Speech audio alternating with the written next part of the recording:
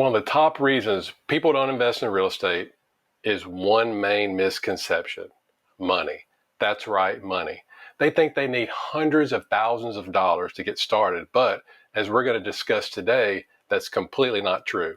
Hi, I'm Dr. Jeff Anzalone, a Louisiana periodontist that's on a mission to get you out of the rat race with passive income creation. You can download the passive income guide I've put together just for you below this video.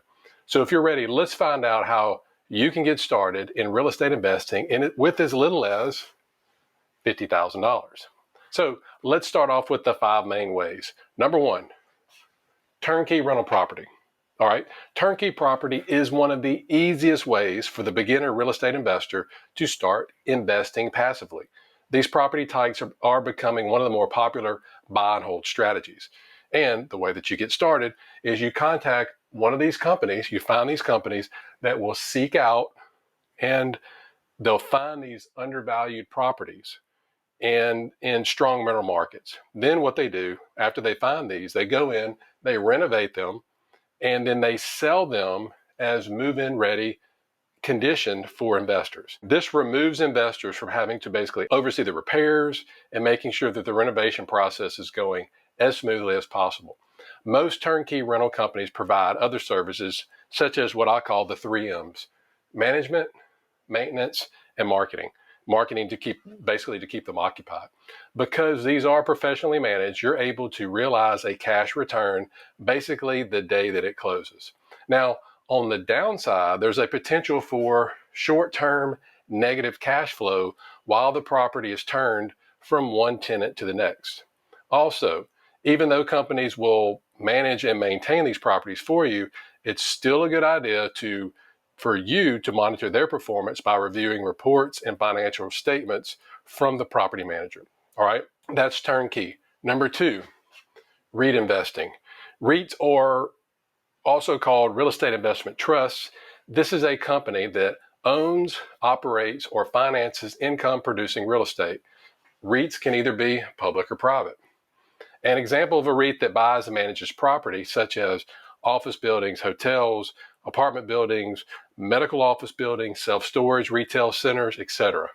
Now, back in the 60s, Congress passed a provision that allowed investors to buy shares in commercial real estate portfolios that receive income from a variety of different properties. They were allowed to purchase through company stock, mutual funds, and ETFs. This made it very, very easy for people that wanted to invest in real estate without the hassle of dealing with tenants. Also, REITs must distribute 90% of all of their profits in the form of dividends. These are typically sent out usually on a quarterly basis. Because most REITs trade on public exchanges, they're very easy to buy and sell, just like if you were going to buy or sell a stock, which basically eliminates the illiquidity risk. There are also some downsides to when coming to invest in REITs as well. If you're wanting to invest in REITs for income, typically you're going to have a larger tax consequence to deal with, as the federal government taxes dividends at a lower rate versus ordinary income, but that dividend tax benefit, it doesn't apply to REIT holdings. Regarding dividends, occasionally REITs pay higher dividend payouts, and it may force their management to increase leverage to expand their holdings. This could result in higher interest going out, which could also reduce the earnings that you receive as well. That's REITs. Number 3 is fix and flip properties. Now, the fix and flip industry was made very, very popular by the HGTV hit show Fix or Flop, which basically highlighted 2 realtors that turned into professional flippers. In each episode, they go about and instruct viewers on how to execute successful fix or flips. Now, fix and flip is basically the process where you go out and you buy a distressed property, you fix it up, you renovate it, and then you flip it or you sell it. As a busy professional myself, I stay away from active real estate investing. Instead, I invest 100% in passive deals, which we're going to get to shortly. But there are some people that get excited about finding great deals that they know they can be made profitable with just a little TLC. By finding lower price deals, your $50,000 investment will typically cover the down payment, which is usually 20% of the purchase price, along with some of the repair costs and closing costs. Now, one of the rules that a lot of these people that do these fix and flips use is something called the 70% rule. And this rule is an easy way that house flippers can determine the maximum price they should pay for rental properties in order to basically turn a profit.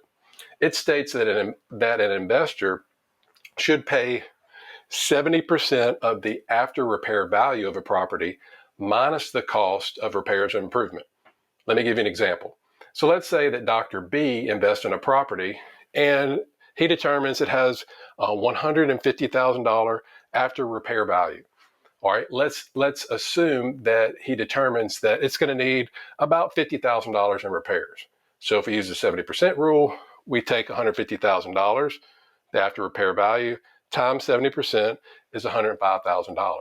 Next, we take this $105,000, we subtract out what he thinks the repairs are going to be, and then this gives us the $55,000 suggested offer price.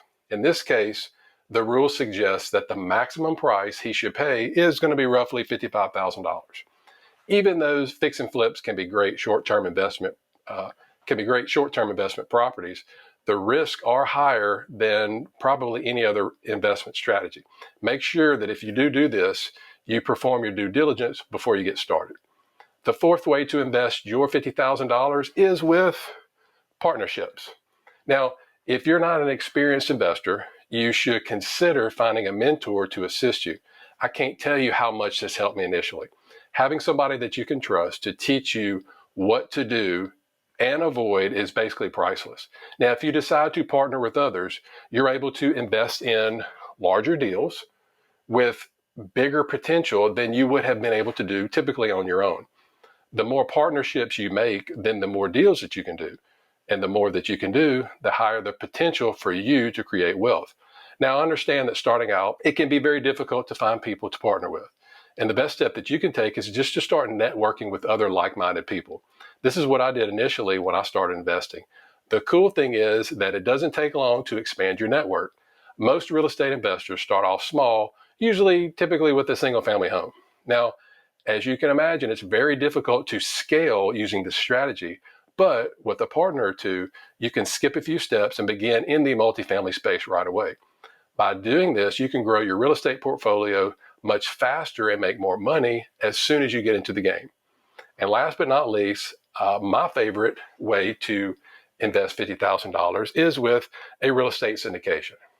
And this is my go-to strategy for investing passively in real estate because it involves no tenants, which means you'll have no headaches. And I wanted to invest $50,000. Then investing in real estate syndications personally would be my first choice. So if you're new to this, you may be thinking, well, Jeff, what is a syndication? Syndication is basically the process of pooling funds from a group. It's a group investment where you pool your funds together to purchase something that's more expensive than any people probably in the group could afford on their own. So instead of buying several smaller little commercial properties individually, the group can come in together and they can come together and buy a larger asset like a large apartment building or a large self-storage complex or a hotel or something like that. So why are syndications a good option to invest $50,000?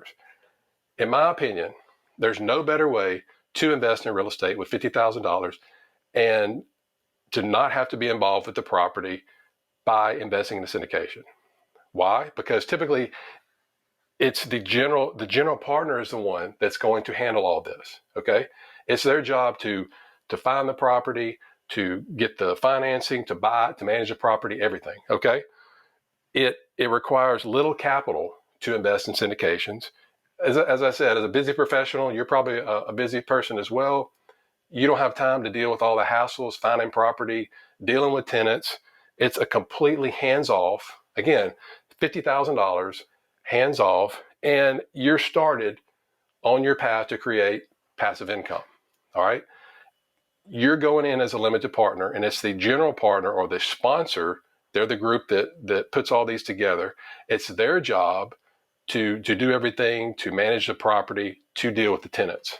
And really, your only job as a limited partner is to make sure you get your distribution check either every month or every quarter.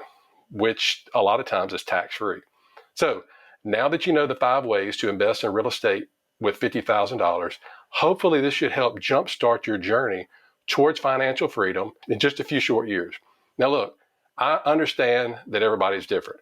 Make sure you set specific goals of what you're trying to accomplish before you jump into any of these strategies.